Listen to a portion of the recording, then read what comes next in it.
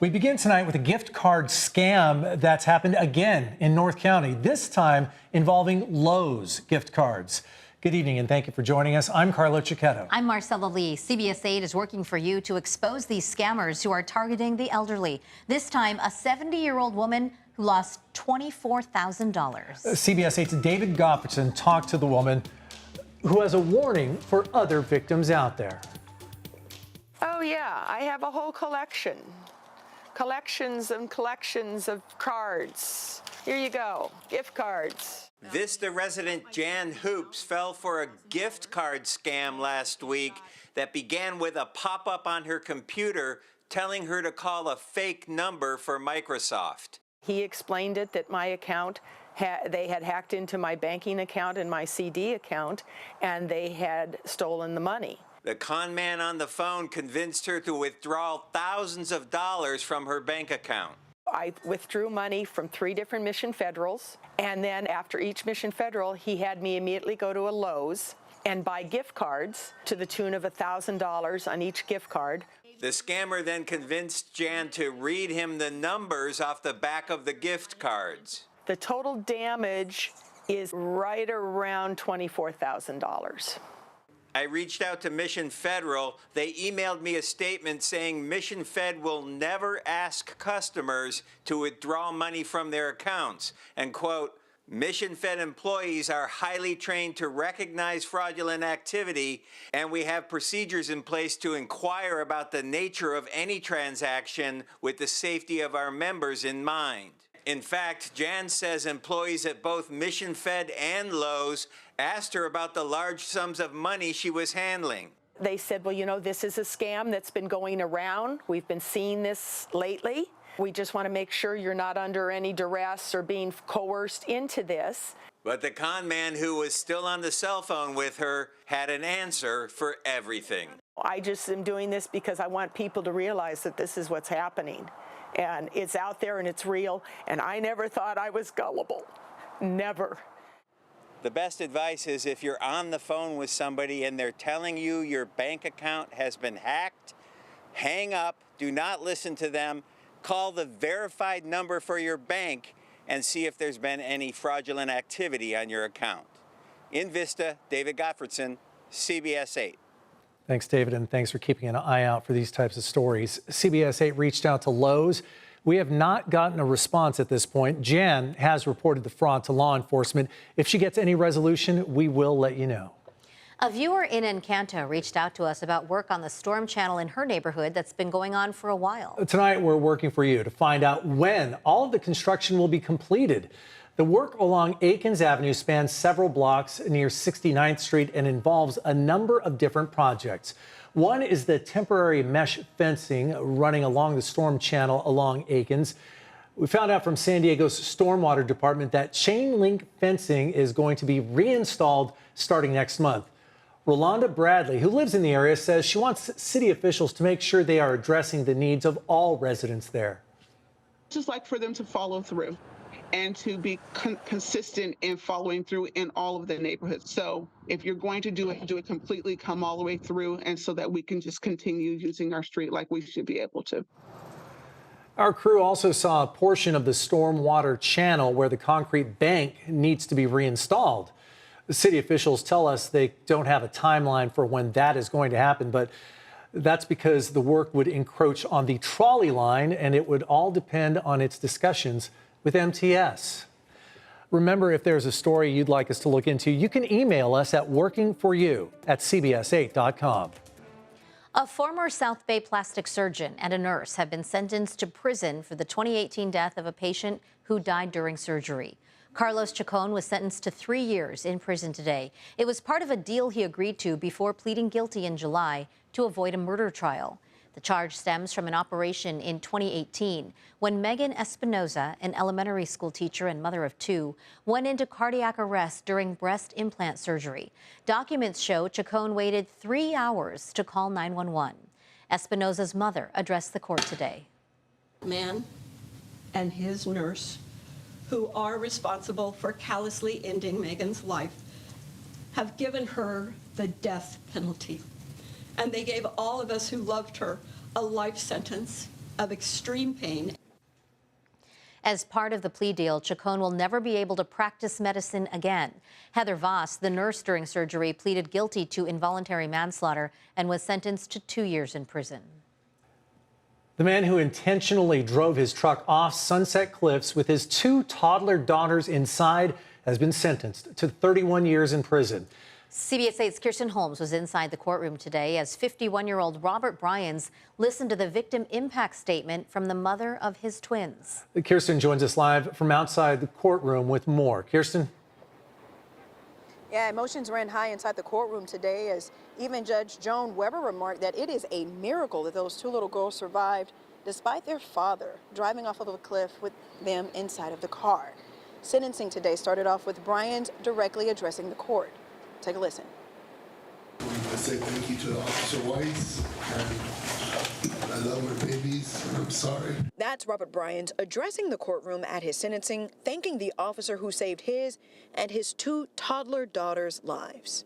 My daughters and I have faced hardships that would have crushed the spirits of many.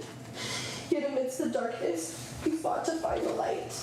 Jenna Bryans shared a victim impact statement in court as her ex, Robert Bryans, looked on. You could feel the emotion in the courtroom as she described how grateful she is that her daughters, now 6 years old, are alive and thriving after nearly dying at the hands of their father.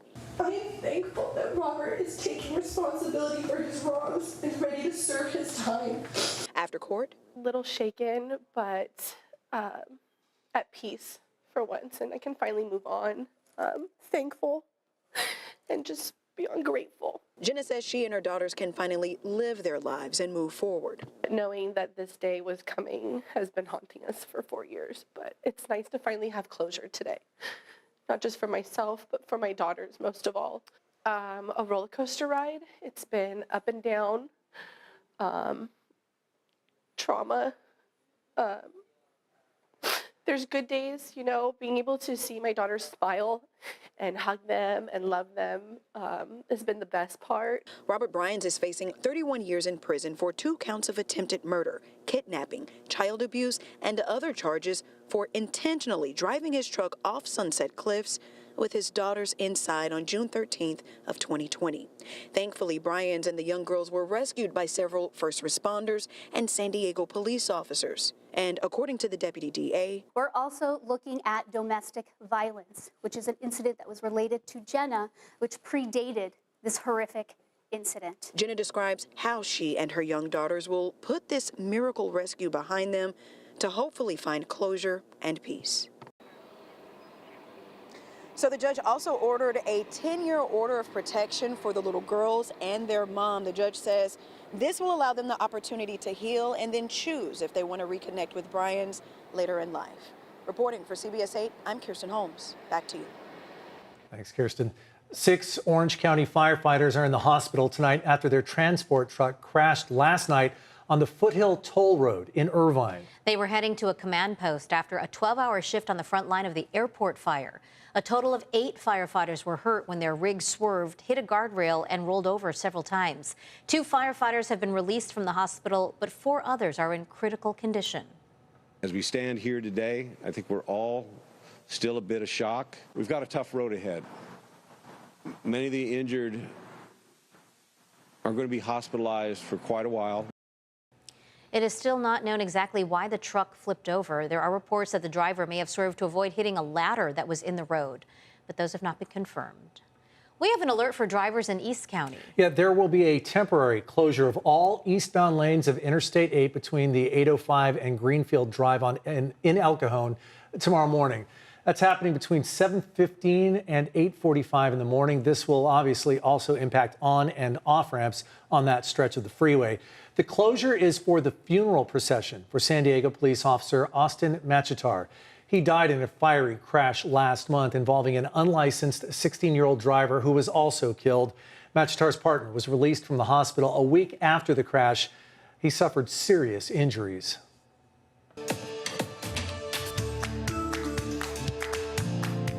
New tonight, community members in Ramona are coming together to support an 11-year-old boy whose lemonade stand was recently stolen.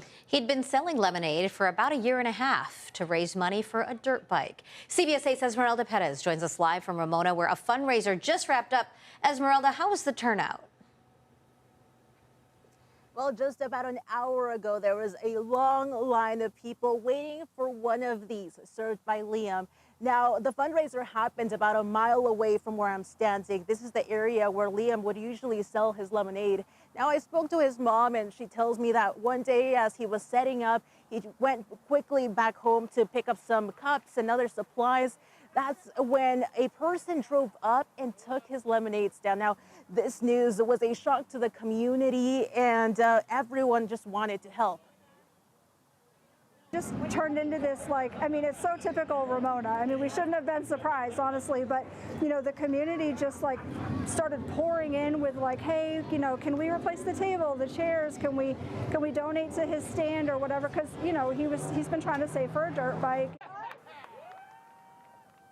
Now, to his surprise, he did receive a dirt bike today. Now, these cups of lemonade were free to the community, but they were accepting some donations. So as people were coming in, picking up their cup, there was a box where they could put in some cash. Now, that money is going to go towards an animal sanctuary that Liam wants to donate to. Take a listen. Because I love animals, and I don't think any animal like that deserves to, like, I feel like every animal deserves a chance. Now, Liam does tell me that he hopes to be back here very, very soon selling his cups of lemonade to the community. Now, as for the person who stole his lemonade stand, I did ask his mom what the situation was there. She does tell me that the sheriff's office did reach out to the family, but they do not want to pursue anything further. Carlo, Marcella.